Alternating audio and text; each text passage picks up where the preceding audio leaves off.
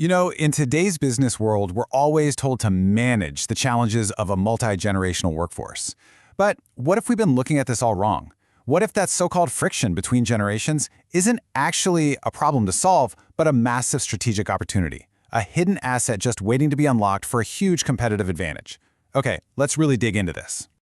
Let's start with just one number, 56.8.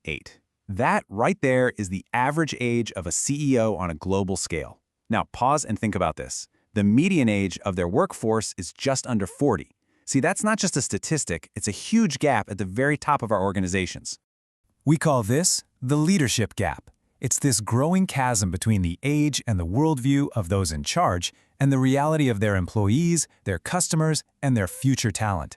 And right inside that gap, well, that's where a massive, and I mean massively, overlooked strategic asset is hiding.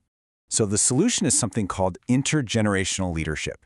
And to be clear, this is not about appeasing younger employees or some simple youth engagement program. No, this is about the meaningful involvement of multiple generations in real decision-making across every single part of the business.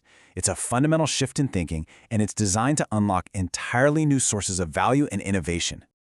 Now, we all know the old story, right? A multi-generational workforce leads to friction, clashes over how to communicate, different ideas about work ethic, tech, the list goes on.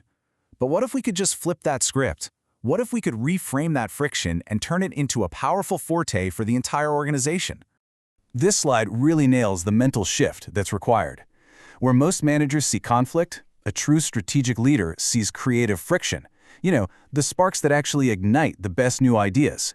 What looks like a digital divide is actually a golden mentorship opportunity. And a simple misunderstanding? Well, that can be transformed into a source of new, absolutely game-changing perspectives. And look, this isn't just some feel-good theory. The Club of Rome puts it perfectly. Diverse generational perspectives can unlock competitive advantages. And it goes on to talk about social responsibility and ecological impact. The point is, this is a documented driver of success that touches every single part of a modern business. Okay, so how do we actually do this? How do we get from theory to action on the ground? Well, the good news is there's a clear, high-level framework for leaders, a playbook, if you will, for putting this advantage to work. This playbook really unfolds across a continuum of three core approaches. You start with consultation, you deepen the commitment with co-leadership, and then you reach the ultimate goal, which is fully embedding this philosophy right into your organization's DNA. So, step one, consultation. This is your most accessible entry point. It's all about one thing, learning from younger generations. Think of practical tools like setting up a next-gen advisory board, or, as we're about to see, the incredibly powerful strategy of reverse mentoring. It's about opening up the channels to get those new perspectives and critical digital skills into the C-suite. Next up is co-leadership. This is where you see a much deeper commitment. You're moving way beyond just listening, and you're actively involving different generations in core decision-making. This isn't some junior advisory board that meets once a quarter. This is about diversifying the voices at the highest tables, right where the strategy is being forged. And then you have the ultimate goal, embedding. This is where intergenerational leadership is no longer a special initiative or a project. It's just the way you do business. It's been fully mainstreamed into your culture, into your structure, making that cross-generational collaboration a natural daily reflex that drives a constant flow of fresh ideas. Let's zoom in now on one specific strategy that just perfectly captures this way of thinking. It's a powerful example of that consultation phase in action, and it's all about flipping the hierarchy. I want you to just think about this question for a moment. Seriously, what if your youngest, most digitally native employee could coach your most senior executive? I know, it sounds completely counterintuitive, but it's the very core of a truly revolutionary practice. This is reverse mentoring. It literally flips the traditional hierarchy on its head by pairing junior team members with senior leaders. And believe me, it's about so much more than just teaching an exec how to use a new app. It's a powerful tool for accelerating your digital transformation and giving your leadership a direct, unfiltered line to emerging trends. And the real genius of this model is that it's a true dual benefit partnership. It's a two-way street. The junior mentor? They get incredible exposure to strategic thinking and expand their network like crazy.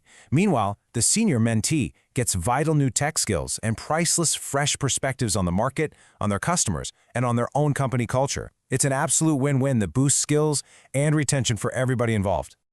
Okay, so we've got this strategy, we've got the tactics. Now, let's connect all of this back to what matters most to any leadership team: tangible, bottom-line business outcomes. First, let's talk planet. Now, by integrating the perspectives of younger generations who, let's be honest, see sustainability not as a cost but as a core operating principle, you move way beyond simple CSR. You actually hardwire regenerative thinking into your business model, which creates value that meets the demands of all your future markets. Second, people. An intergenerational culture is, by its very nature, a more inclusive culture. It makes every single employee feel valued. And what's the direct result of that? Well, you get a significant boost in collaboration, a serious competitive edge in retaining top talent from every generation, and a much stronger social license to operate in today's complex world. And finally, profit. Let's be very clear here because this is where it all connects. The fusion of seasoned, strategic experience with new digital fluency and fresh market perspectives, well, that creates a powerful engine for innovation. That's what fuels the agility you need for sustained, long-term profitability. This isn't philanthropy, it's a core competitive strategy. So, as we wrap this up, it all comes down to one final crucial question. It's not if this opportunity exists in your organization, it's where.